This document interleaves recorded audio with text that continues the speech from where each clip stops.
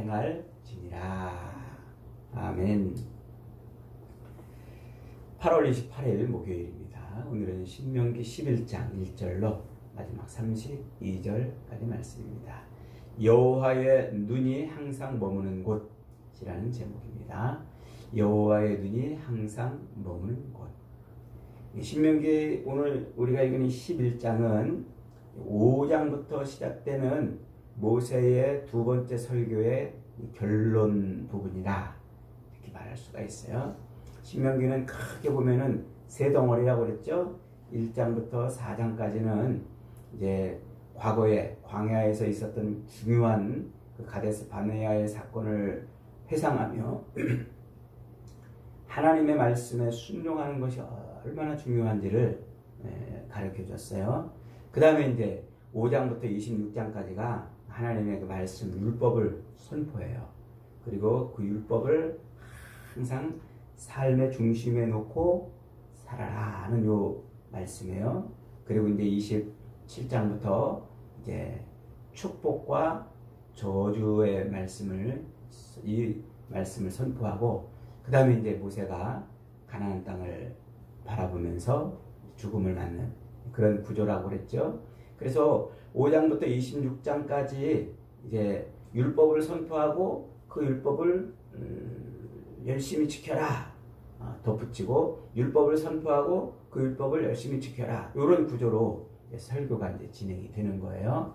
그래서 오늘 읽은 이 11장은 5장의 십계명 율법을 선포하고 그 말씀을 붙들고 살아야 될 이유와, 그리고 그것을 붙들고 살 때 어떤 결과가 주어지는지 이렇게 한 편의 설교로 구성이 되어 있다, 이렇게 이제 말할 수가 있습니다. 자, 그래서 이스라엘 백성들이 이제 가나안 땅에 들어가면 그 땅에 들어가서 뭘 붙들고 살으라고요? 하나님의 율법의 말씀을 삶의 중심에 놓고 그 말씀을 붙들고 살아라. 이게 이제 신명기 전체의 핵심이에요. 왜 그렇게 살아야 되느냐 하면 그게 이스라엘의 정체성이란 말이에요. 이스라엘. 그래서 하나님이 주시는 그 가나안 땅, 그 땅에 들어가서 사는 이스라엘 백성들의 정체성은 하나님의 말씀을 갖고 사는 존재들이다 하는 거예요. 자, 오늘 1절은 이렇게 시작합니다. 그런즉 내 하나님 여호와를 사랑하여 그가 주신 책무와 법도와 규례와 명령을 항상 지키라. 요 책무와 법도와 규례와 명령, 이게 다 같은 말이에요. 명태, 황태, 동태, 코다리, 이게 다 같은 말이듯이 이게 다 같은 표현이에요. 그래서 하나님의 그 율법의 말씀, 그 율법의 말씀을 뭐하라? 항상 지키라, 이 말씀이에요. 자, 그런데 그 앞에 지금 이렇게 단서를 달아놨어요. 내 하나님 여호와를 사랑하여 그랬어요. 이 여호와를 사랑하라. 이 사랑이라는 말은 앞에서 제가 6장에서 한번 설명해 드렸죠. 아하브라는 단어인데, 이 단어를 파자를 해보면 하나님이 성전에서 자기를 나타낸다는 그런 의미를 담고 있는 말이라고 그랬잖아요. 그러니까 하나님이 성전에서 자기를 나타내는 그런 의미의 말을 가지고서 하나님을 사랑하라, 이렇게 지금 말하는 건데, 그 사랑의 의미가 그거예요. 하나님을 드러내는 것. 나를 성전 삼아서 내 안에 계신 하나님을 밖으로 표출해서 드러내 보이는 것. 그게 하나님을 사랑한다는 의미예요. 그러니까 사랑은 뭐 감정적으로 무슨 감정의 교류를 나누는 것이거나 혹은 육체의 뭐 교감을 나누거나 이거는 이제 세상적이고 또 세속적인 그런 의미인데, 성경에서 사랑은 그런 감정의 교류가 아니에요. 내 안에 나를 성전 삼아 계시는 하나님을 밖으로 표출해 내는 것. 그게 내 말이나 내 행동이나 이런 걸 통해서 내 안에 하나님이 계신, 내 안에 계신 그 하나님을 밖으로 표출해 내는 것. 그게 뭐라고요? 그게 사랑이란 말이에요. 그게 사랑. 그래서 요한일서 4장 3절에서 하나님은 사랑이시다 그러잖아요. 하나님은 사랑이시다. 그 말이 그 말이에요. 하나님은 성전에서 자기를 계시하시는 분이시란 말이에요. 자기를 드러내신 분이에요. 그래서 우리를 성전 삼아서 하나님이 우리 안에 계시잖아요. 그것을 이제 뭐 하는 거예요? 드러내는 것이 하나님을 사랑하는 것이다. 이렇게. 그러니까 하나님을 그렇게 이제 내 안에 계신 하나님을 밖으로 드러내는데 뭘 가지고 드러내란 말이에요? 하나님의 율법, 명령과 규례와 법도와 이걸 가지고서 드러내는 거예요. 그러니까 하나님이 내게 말씀하신 그 명령대로 사는 것이고 내 안에 계신 하나님을 밖으로 표출해 드러내는 것이다. 그걸 하나님을 사랑하는 것이다. 이렇게 신명기는 말하고 있는 거예요. 그러면서 이제 모세는 1절부터 7절까지 첫 번째 단락에서 과거의 그 역사적인 사건을 다시 회상해요. 그래서 애굽에서 출애굽할 때 이스라엘 백성들을 애굽에서 꺼내실 때 그 애굽에 행하셨던 일과 그 홍해의 사건을 꺼내시면서 이제 이스라엘이 하나님을 사랑해야 할 이유가 뭔지를 설명하고 있어요. 뭐 때문에 하나님을 사랑하는 거예요? 하나님이 애굽에서 그들을 건지셨기 때문에, 그들을 구원했기 때문에.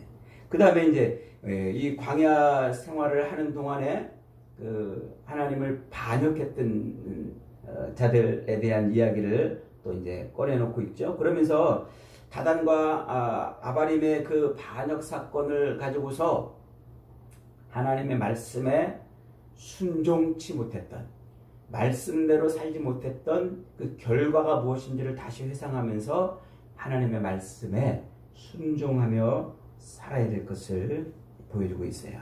그러니까 그 과거의 이야기들은 단지 옛날 이야기를 회상하는 그런 이야기가 아니라 이스라엘 백성들이 직접 목격하고 경험했던 그 이야기를 통해서 지금 하나님의 이 율법의 말씀을 붙들고 살아야 될 이유가 무엇인지를 설명해 주고 있는 거예요. 그래서 이스라엘 백성들은 하나님의 율법의 말씀, 그 하나님의 말씀을 붙들고 그 말씀을 자기 삶의 중심에 세워놓고 그 말씀대로 살면서 자기들을 구원해내신 하나님을 드러내는 거예요. 나타내는 것. 그게 하나님을 사랑하며 사는 것입니다. 자, 그 다음에 이제 두 번째 단락에서는 8절부터 12절까지 이스라엘 백성들이 그 들어가서 살게 된 그 가나안 땅에 대한 이야기를 하고 있어요. 그래서 그 가나안 땅은 조상들에게 약속하신 땅, 조상들에게 약속하신 땅이라 이렇게 말해요. 그러면서 이제 그 땅을 설명하는데 조상들과 언약을 맺어서 너희들이 얻는 땅이라는 요 의미는 곧 이스라엘 백성들이 단순히 가나안 땅에 들어가는 것은 지리적으로 그냥 어떤 무슨 경계선을 넘어가서 어떤 땅에 들어가서 사는 그런 의미가 아니란 말이에요. 하나님의 언약이 성취되는 것을 말해주고 있어요. 그러면서 그 언약이 성취되는 그 땅이 어떤 땅이냐? 이렇게 설명하고 있어요. 9절을 한번 읽어봅니다. 9절에서 여호와께서 너희 조상들에게 맹세하여 그들과 그들의 후손에게 주리라고 하신 땅, 그 땅은 곧 젖과 꿀이 흐르는 땅이다 이렇게 말하고 있어요. 젖과 꿀이 흐르는 땅. 젖과 꿀이 흐르는 땅은 제가 민수기 강의할 때 한번 설명했어요. 계속해서 반복돼 나오는 단어 중에 하나가 바로 이 젖과 꿀이 흐르는 땅이죠. 그래서 이스라엘 백성들이 가나안 땅에 들어갈 때 그 땅은 젖과 꿀이 흐르는 땅이라고 이렇게 말하는데, 이 젖과 꿀이 흐르는 땅이라는 말은 신이 복을 주어서 모든 것이 풍성한 땅이라는 관용어예요. 관용어. 신이 복을 내려서 모든 것이 다 풍요로운 땅. 그런 땅입니다. 근데 이 민수기 16장에 가면은 이제 고라와 그 일당들이 이제 반역을 하죠. 그러면서 이 고라와 그 자손들이 이제 정탐꾼 사건 이후에 고라와 그 자손들이 반역을 하면서 모세를 향해서 뭐라고 외치냐면 13절에 16장 13절에 이렇게 말해요. 네가 우리를 젖과 꿀이 흐르는 땅에서 이끌어내어 이 광야에서 죽게 하려는구나 이렇게 말해요. 그러니까 그때 말하고 있는 젖과 꿀이 흐르는 땅은 어디예요? 과거 애굽 땅을 말하고 있는 거예요. 그러니까 이 고라와 그 반역하는 자들이 모세한테 야 네가 애굽 땅에서 우리를 꺼내서 이 광야에서 죽게 하는구나. 그 말을 젖과 꿀이 흐르는 땅에서 우리를 꺼내서 광야에서 죽게 하는구나 이렇게 말한다는 거예요. 그러니까 젖과 꿀이 흐르는 땅은 반드시 가나안 땅을 의미하는 것만이 아니라는 거예요. 그 말의 의미는 신이 복을 내려서 모든 것이 풍요로운 땅이라는 그런 의미라는 말이에요. 이 젖과 꿀이 흐르는 땅이라는 표현이 처음 등장하는 때가 출애굽기 3장 8절에서 등장해요. 하나님이 이제 처음 모세를 찾아가가지고 모세를 만나서 모세한테 뭐라고 말씀하십니까? 야 모세야 너는 내려가서 내 백성 그들을 애굽에서 건져내고 그들을 그 땅에서 인도하여 애굽 땅에서 인도하여 아름답고 광대한 땅 젖과 꿀이 흐르는 땅 곧 가나안 땅으로 이끌어 가거라 이렇게 말해요. 그래서 그 가나안 땅을 젖과 꿀이 흐르는 땅이라고 처음 하나님이 표현을 하신단 말이에요. 예, 그러니까 지금 모세를 처음 만나가지고 야 애굽 땅에 있는 백성들을 구원해가지고 젖과 꿀이 흐르는 땅으로 데리고 가거라 라고 말할 때 그런 가나안 땅을 젖과 꿀이 흐르는 땅이라고 표현하는 이유는 그 가나안 땅에서 풍요로운 삶을 살게 하시는 신이 누구라는 말이에요. 그 신이 바로 나다. 하나님이다. 그 말을 하고 싶었던 거예요. 그래서 땅에서 신이 복을 내려서 모든 것을 풍요롭게 누리는 그런 땅을 젖과 꿀이 흐르는 땅이라고 표현하는데 그때 그 복을 주는 신이 누구란 말이에요. 그 신이 바로 하나님이시라는 말이에요. 그래서 너희 조상들에게 맹세하여 그들과 그들의 후손에게 주리라고 하신 땅, 그 땅에 바로 내가 그 땅을 너희에게 주고 너희에게 복을 내려주겠다. 그 말을 하고 있는 거죠. 그러면서 그 땅을 오늘 본문 12절에서 뭐라고 그래요? 내 하나님 여호와께서 돌보시는 땅이다. 이렇게 말해요. 내 하나님 여호와께서 돌보시는 땅. 그래서 이 땅이라는 말, 히브리어로 아레츠라고 이렇게 말하는데 이 땅이라는 말은 단순히 흙과 뭐 돌이 있는 그런 땅만을 의미하는 것이 아니라 하나님의 약속, 언약이 실현된 것을 아레츠라고 이렇게 말해요. 그걸 땅이라고도 보면서 동시에 하나님의 언약이 실현된 것이라고 이제 말하는 거예요. 그래서 그 땅을 이집트 땅과 비교하면서 인간의 노력과 인간의 그 수고를 통해서 얻는 그런 삶이 아니고 하나님이 돌보시기 때문에 복을 얻는 것이다 하고 이렇게 이제 말해요. 그래서 12절에서 내 하나님 여호와께서 돌보아 주시는 땅이라 연초부터 연말까지 내 하나님 여호와의 눈이 항상 그 위에 있으리라 그래요. 그러니까 연초부터 시작부터 연말 끝까지 항상 하나님의 눈이 그 땅을 살피고 있는 거예요. 그 땅을 여호와의 눈이라는 말, 이 눈이라는 말은 아인이라고 히브리어로 이제 이렇게 말하는데 이 단어가 여러 가지 의미가 있는 단어예요. 하나는 주목하여 살피다, 감찰하다, 뭐 이런 의미도 있는데 또 하나는 샘물이라는 의미도 있어요. 샘물. 그래서 물이 터져 나오는 그 샘을 의미할 때 아인이라고 이제 이렇게 말해요. 아마 옛날 사람들은 땅에서 물이 그 솟구쳐 올라오는 것을 그 땅의 눈이라고 봤던 것 같아요. 그러니까 그 샘물이 솟구쳐 나오는 그곳을 사람들은 생명의 원천이라고 이렇게 본단 말이에요. 그러니까 여호와의 눈이 항상 그 땅에 있다는 말은 그 땅이 뭐라는 거예요? 생명의 원천이 하나님께 있는 땅이다 이 말이에요. 생명의 원천이 하나님께 있는 땅이다.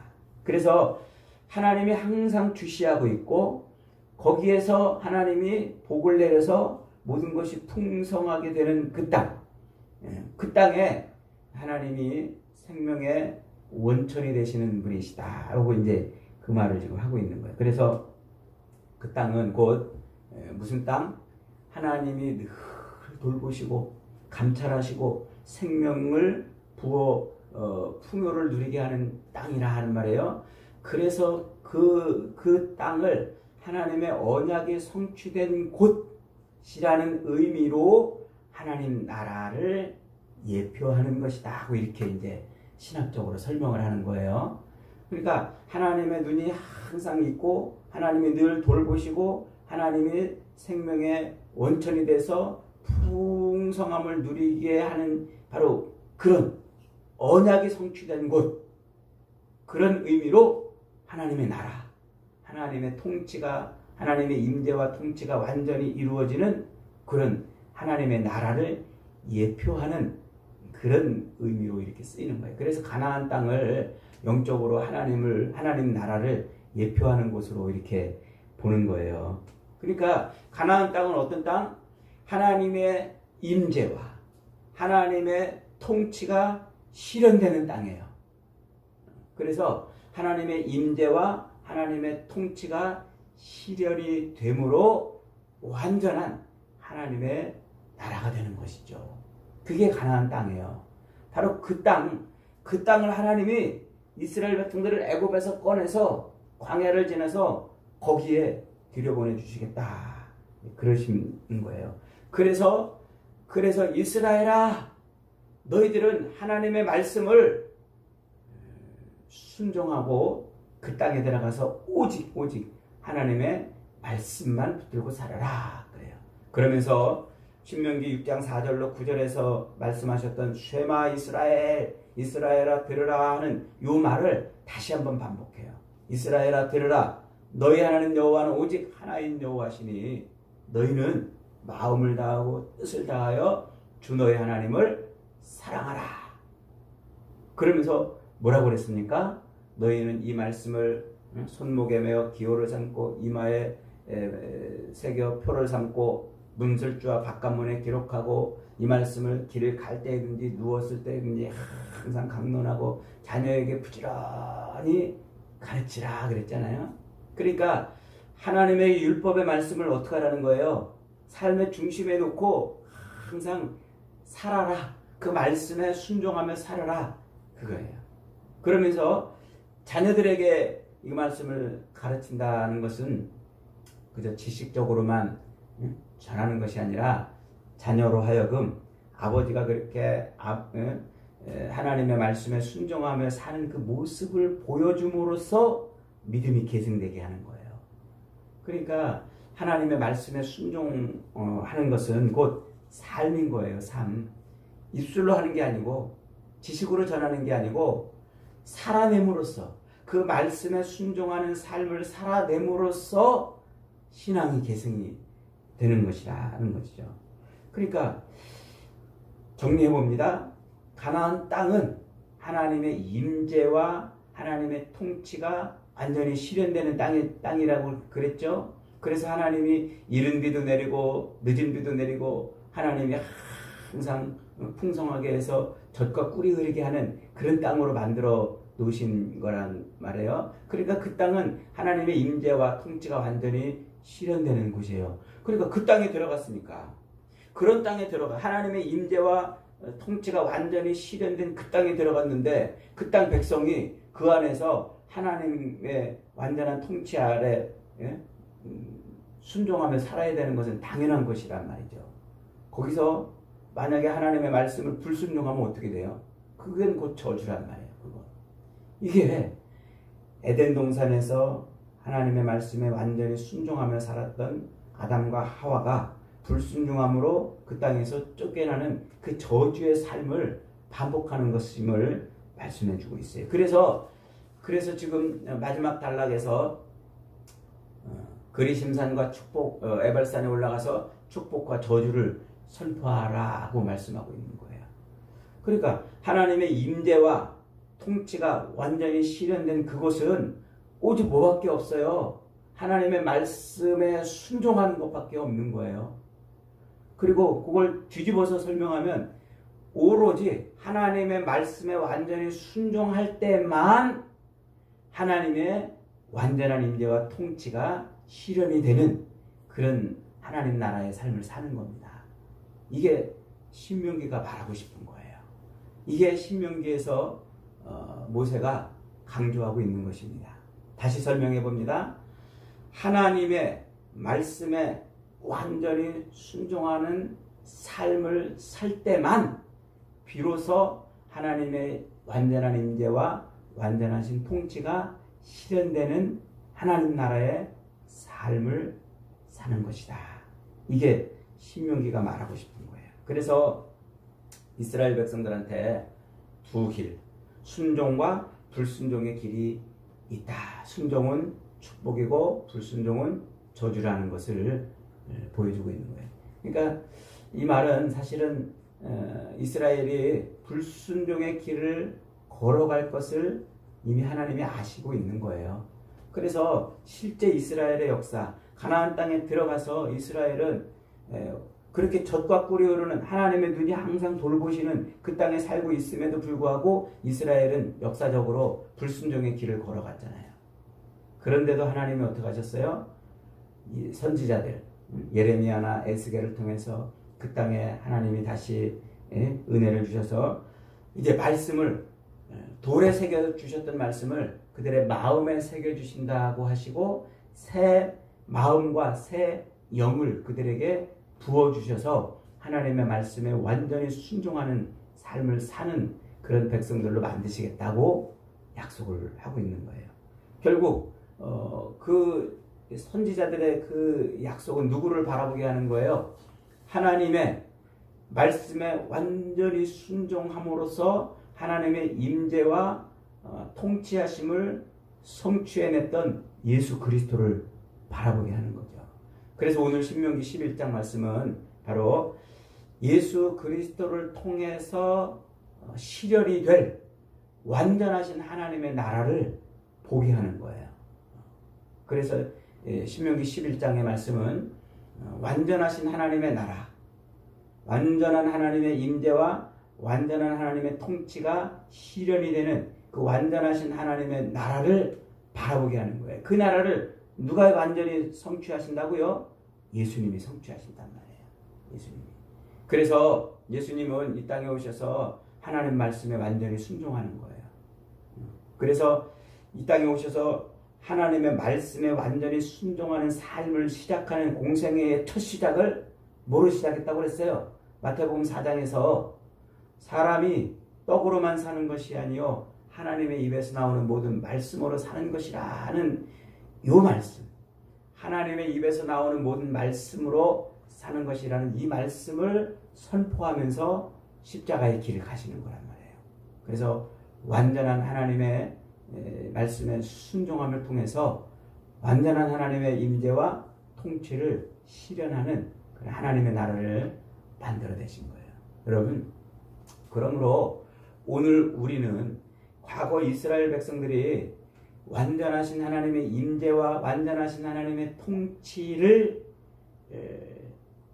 실현하게 했던 그 하나님의 율법의 말씀을 붙들고 살아야 하는 것처럼 우리도 완전하신 하나님의 나라와 하나님의 임재와 완전하신 하나님의 통치를 실현하게 하시는 예수 그리스도를 삶의 중심에 놓고 그리스도를 따라 살아야 되는 거예요. 그래서 우리는 오직 예수만 붙들고 예수만 의지하고 예수만 따라 살아야 돼요. 그렇게 살 때 우리는 완전하신 하나님의 임재와 통치하심을 누리는 거예요. 그럴 때 비로소 우리는 하나님의 그 완전하신 통치하시는 그 나라인 하나님 나라를 미리 맛보는 삶을 사는 거예요. 그래서 우리는 이 하나님의 나라를 지금 여기서도 그렇게 맛보며 살게 되는 것이죠. 사랑하는 여러분, 말씀이 육신이 되어 우리 가운데 오신 예수 그리스도, 그분이 완전하신 순종을 통해서 완전하신 하나님의 나라를 성취해 내셨어요. 우리는 오직 그분을 내 삶 속에 모셔드리고 그래서 그분을 드러내는 삶, 그분을 나타내는 삶, 그런 삶을 온전히 살아야 되는 것입니다. 그럴 때 우리는 하나님의 눈이 항상 돌보는 그런 하나님의 나라의 삶을 살게 되는 것입니다.